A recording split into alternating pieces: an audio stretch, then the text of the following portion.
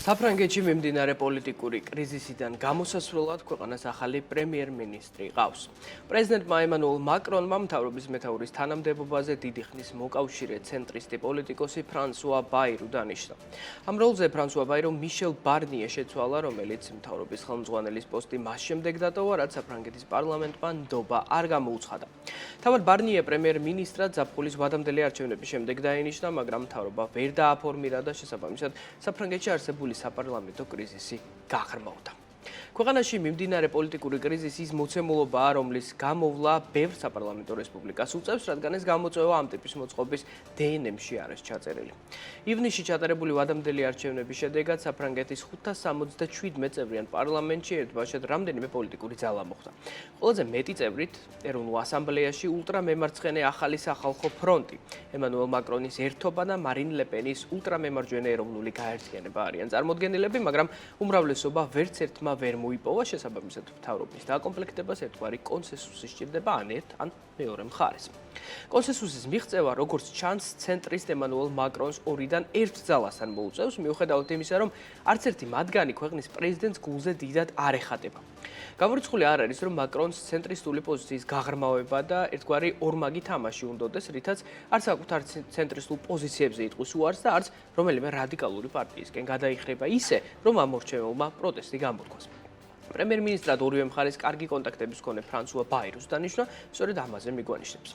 როგორც ემანუელ მაკრონის მთავარი მოწინააღმდეგის მარინ ლეპენის განცხადებიდან ვიგებთ, ფრანსუა ბაირუს მთავრობას მისი კოალიცია მხარს არ დაუჭერს, რაც პრინციპში გასაგებია, რადგან მარინ ლეპენის მთავარი მიზანი ქვეყნის პრეზიდენტობა არის, თვისაც ჯერ მამამისი, მოგვიანებით კი თავად მარინი 10 წლეულების განმავლობაში იბრძოდნენ. გამოდის, რომ თუ ემანუელ მაკრონს ეროვნული გაერთიანების გვერდის ავლა სურს, სოციალისტების, მწვანეთა პარტიის და კომუნისტების მხარდაჭერა სჭირდება, რომელთაც ჯამში 121 პარლამენტარი ყავთ ეროვნულ ასამბლეაში. თუ ფრანსუა ბაირუმ ეს მოახერხა, საფრანგეთის ახალი მთავრობა ეყოლება.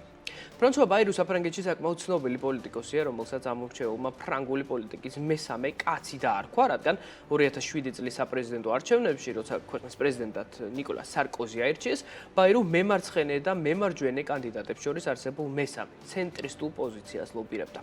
პრემიერ-მინისტრად დანიშნვამდე ფრანსუა ბაირუ რამდენიმე თანამდებობას იკავებდა პოლიტიკურ ეშელონებში. ბოლოს ის ერთდროულად იყო როგორც საფრანგეთის პროექტების დაგეგმვის კომისარი, ასევე ქალაქ პაუს მერი და ევროპული დემოკრატიული პარტიის და მისი ფრანგული წევრის მოდემის პრეზიდენტი. საფრანგეთის ახალი პრემიერ-მინისტრი პირინეის მთებთან ახლოს მდებარე ქალაქ ბორდერესში მდიდარი ფერმერების ოჯახში დაიბადა.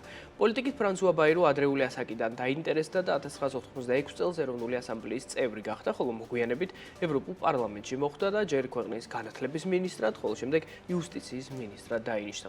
ქვეყნის მომავალ პრემიერ-მინისტრს პრეზიდენტობაც სურდა, რისთვისაც არჩევნებში კენჭი ორჯერ იყარა, მაგრამ ორივეჯერ დამარცხდა. როგორც ჩანს, არჩევნებში მონაწილეობა ბაირუს 2017 წელსაც სურდა, მაგრამ საბოლოო ჯამში კანდიდატურა არ დაასახელა და მხარი ემანუელ მაკრონს დაუჭირა. საფრანგეთის პრემიერ-მინისტრად ფრანსუა ბაირუს დანიშნა ემანუელ მაკრონს ქვეყნისთვის რთულ დროს მოუწოდა.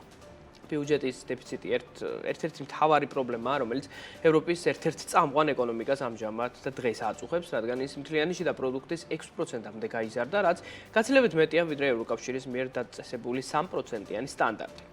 ეს პრობლემა ევროკავშირის მხრიდან კონკრეტული საპასუხო ქმედებების არსებობის რისკს წარმოშობს, ხოლო ქვეყნის საინვესტიციო გარემოს დიდ დარტყმას აყენებს, ცხადია და კაპიტალს აძვირებს, რაც საგარეო სესხის გრძელვადიან პარამეტრებს აუარესებს.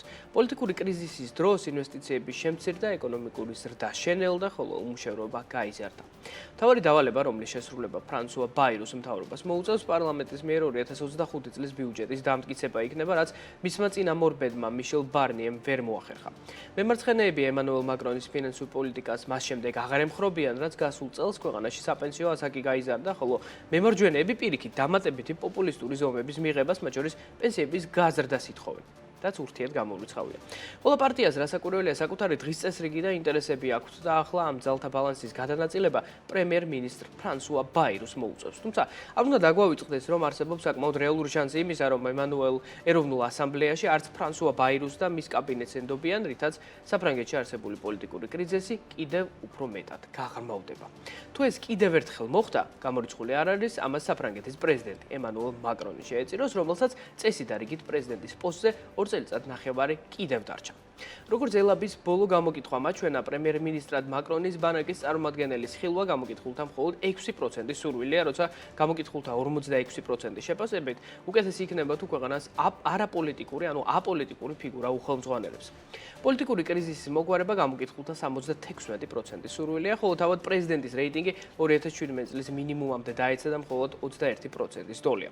დრო გვიჩვენებს, უშველის თუ არა ახალი პრემიერ-მინისტრი ფრანსუა ბაირუ საფრანგეთს და ემანუელ მაკრონს.